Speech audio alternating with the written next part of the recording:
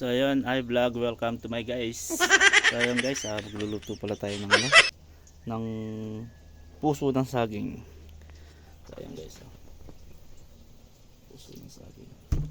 Sisisig po natin guys. So, ayun, tingnan niyo po guys kung paano po yung gagawin ko. Napakadali lang po nito guys. Igigisa lang po natin sa bawang sibuyas. Tapos lagyan lang ng konting pampalasa, betchin, asin. Yan na. Guys.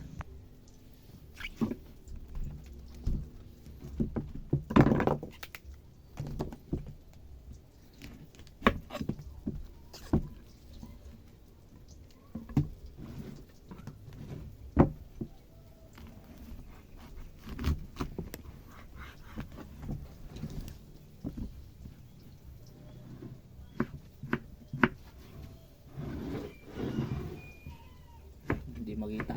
Ayan.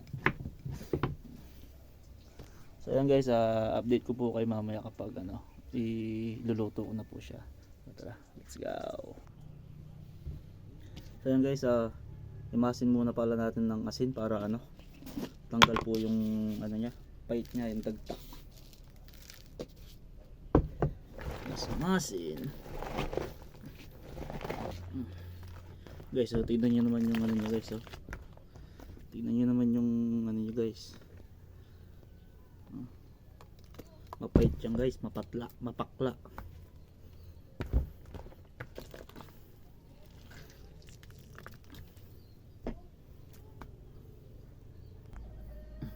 So na po yung ating sisig na tinanggalan ng dagta, piga, ayan namuo po siya.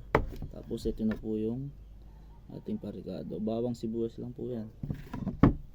Tara po, magluto na po tayo. Guys, bawang. Lagay na rin natin to, sabay-sabay na yan.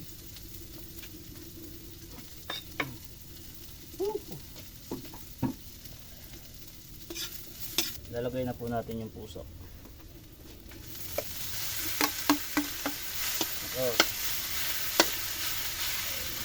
Sa lahat ng puno, siya lang ang may puso.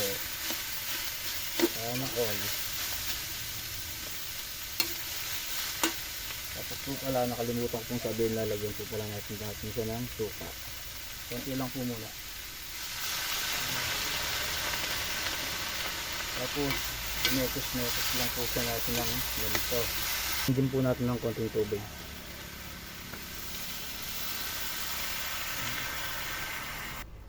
Tapos po takpan muna natin, palambutin natin ng konti.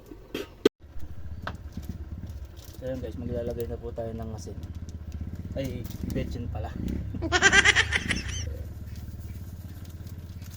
Kunti lang po. Tapos lagyan po natin ng paminta.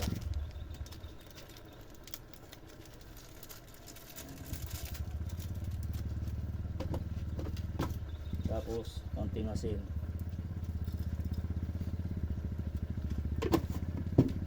Na, napakadali. So yun guys, luto na po yung ating sisig na puso. Ayan, ito po guys, oh. Tingnan nyo naman po guys, oh. Napakasarap naman yan, oh. Diba? Puso lang, may ulam ka na. Ayan, oh. So, kain po tayo guys.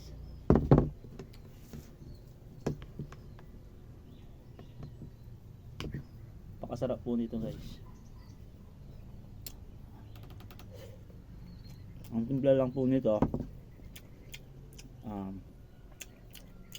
yung parikado natin, bawang sibuyas, tapos betchin, tapos lagyan lang ng konting asin kasi kanina minamas natin.